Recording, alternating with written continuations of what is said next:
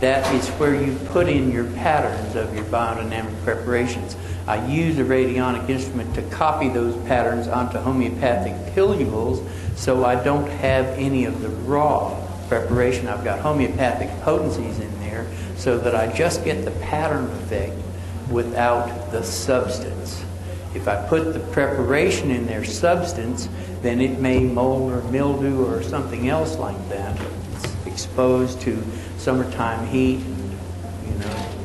wintertime freezing and all those things. And so I don't use the raw substance. I've had a number of rather scary experiences that way, and so I use the homeopathic policies.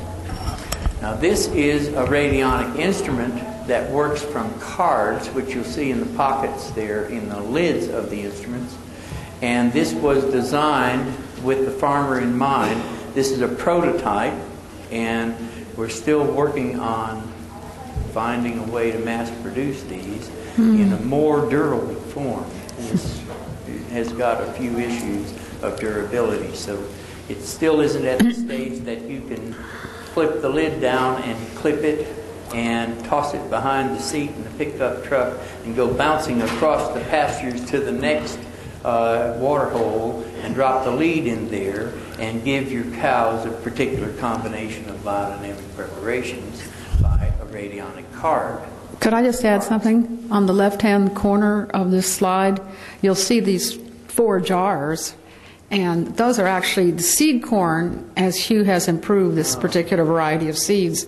So I put in and labeled each year, and you really see the quality of the seed. Of course, he has a very specific selection process. You can't really see that in this picture. I know you can't, but just to know that it happens. Yeah, up there in the upper left corner.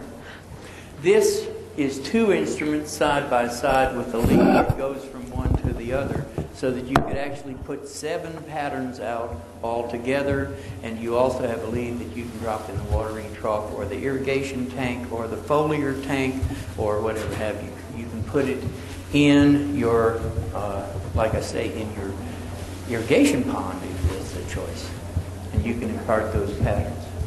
Now I want to, if anyone feels like they have to get up and take a break,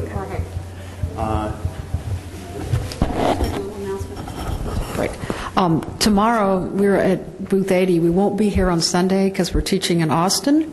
So please come by and see us if you have any questions. And we also have some beautiful study guides from a biodynamic farmer in Australia that has very easy to read and follow how to use these biodynamic preparations and when to use them and sort of everything he's been explaining. So please come by and visit us. I think it's number 80. I'm going. Okay.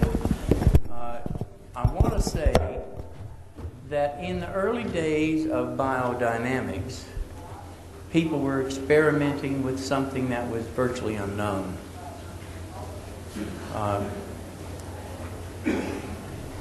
In earlier days before that, peasants used like herbal ferments, like stinging nettle ferment, and they used this as a fertility input to their soils and whatnot. And that, with the scientific age, virtually died out. And biodynamics was, even as early as 1924, it was introducing many of these concepts at a new level of scientific knowing. And the person who introduced this was a scientist that was way ahead of his time, trained in math and chemistry and biology. That was Rudolf Steiner, and was a very bright guy, and many of the people following him were rather tenuous. They were experimental in using these things. And Steiner died only 6 months after delivering this course and never got to deliver any follow-ups. So the first uses of horn manure and horn silica and so forth, they all worked. And the people who were experimenting with this thought, oh, well, okay, and they were a bit reluctant to keep on making more experiments because they found out that it works. And they weren't too sure how and so forth.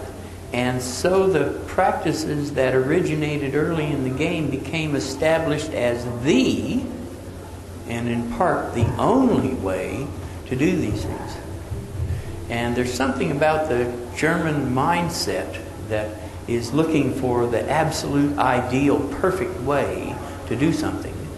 And it becomes established as the only way. And I mean, this exists in all cultures. I'm not putting down on the Germans, but there's this attitude of trying to achieve absolute perfection and, hold it in stasis. And when these things worked, then that became the way to do it. And biodynamics in some places developed very orthodox. It must be done this way, or it might not work if you do it some other way. Let me dispel that myth. It does it just about any way that you can do it. The only way that biodynamics doesn't work is when you don't do it. So, and our particular biodynamic association in Australia, we encourage people to experiment.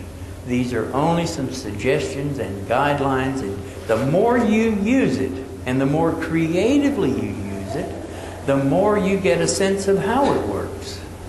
And as you do that, then you're going to be so glad to give up your fertilizers and to get real, truly excellent food in your growing efforts. So I really recommend the use of biodynamic preparations. You can use them in the radionics. It's very easy. If it's wet weather and you can't get out there and spray, well then you can put your farm map in the well of the radionic instrument, and you can give it up to 7 different preparations all together. But particularly, you want to get that orange silica there to get that warmth and light working. And because if it's raining and it's steady raining and it's about to flood and all the rest of these things, then you want to have tip that dynamic back over towards warmth and light. And if you're, I had a year in Georgia where my pumpkins stayed green by harvest. They were still green because we didn't have enough solar and heat hours that summer for them to turn orange. They turned orange again the next summer, but that summer they didn't. They stayed green. They were good enough pumpkins, but they could have been better. And you could have boosted that with that 501 and some of the other preparations. So it's something that you could do under those conditions where you can't get out in the field. You can do it from your office or your maybe your living room or your coffee table. So radionics provides, and I can't go into that in great detail, but let me start answering questions. Yes, go and talk into the microphone. That way we'll let everyone hear.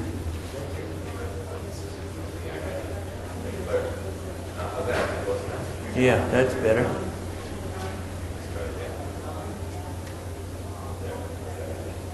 The light came on. There we go. Okay. Some of the things you shared today were very enlightening because I've heard bits and pieces. And the early question I had on is you were talking about having the available versus the bound compounds, and that we don't need to add stuff because the biodynamic treatment will let it be. And the soil testing, can't rely just on soil testing of the loose material. So, but soil testing and having the raw nutrients and minerals available so that they can be used throughout the system, I would think would be important. Or do they, if you have like not enough boron in your soil, maybe it's not available because it doesn't come up in a testing, but could it be just lacking in the soil totally and you have to put some boron in there, and then your biodynamic processes would allow the boron to be absorbed or used better? Is it possible we could have no boron or no something that needs a soil test and needs to be brought in? It's not only possible, it happens all the time. What is going on in soil testing, in the common ordinary soil test, it's a soluble test.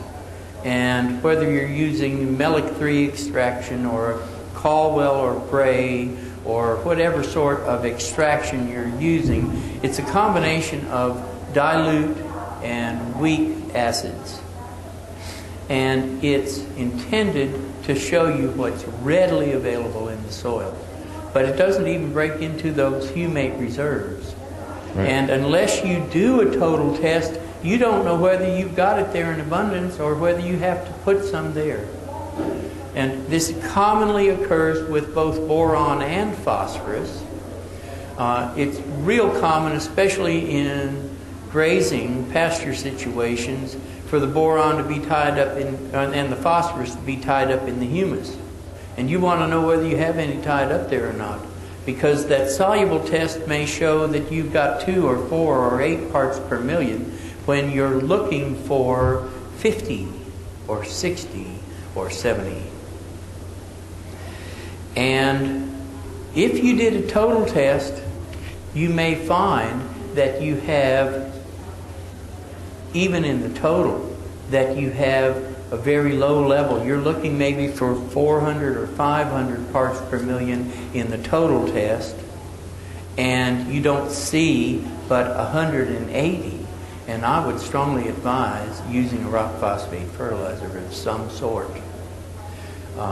But it's also common to see, I saw one soil, a pasture soil, that had 0.3% of a part per million phosphorus in the soluble analysis, Caldwell analysis. And it had 3,300 parts per million in the total test. And that farmer needed to get availability of his phosphorus rather than he needed to put phosphorus on. Now, he happened to be using humic acids like raw humates, and that was tying up the available phosphorus. And it was also tying up the available sulfur, and sulfur is the catalyst for your biological processes in agriculture. And so what happened was he needed to be adding elemental sulfur to that pasture to get the availability of phosphorus. It's a little bit of a complicated thing to understand how the biology works, but you're quite right that in biodynamics, and this is one of those true believer things that happens in biodynamics, that, just use your preps and they'll take care of everything. That's not true. If you really don't have it there, then you can't make it available simply by using the biodynamic preparations. You will have to add, but you won't have to add anything like as much as the fertilizer salesman is trying to sell you with that soluble test. So the total test is much more important than the soluble test. Yeah, for a biodynamic grower, it certainly is. All right. Thank you. Okay. You didn't ever mention very much about the barrel compost or the cowpat pit. Okay. How you use it, how you make it. I just want a little more about how you're working with it. Yeah, okay. There, again, I don't like really hard and fast rules. I think the Josephine Porter Institute makes a version of barrel compound. They don't call it compost anymore because that way they can still ship it across national borders and state lines. Because if it's compost, well then it's going to have to go through a whole bunch of other procedures to get it across a state line or international border. So it's barrel compound.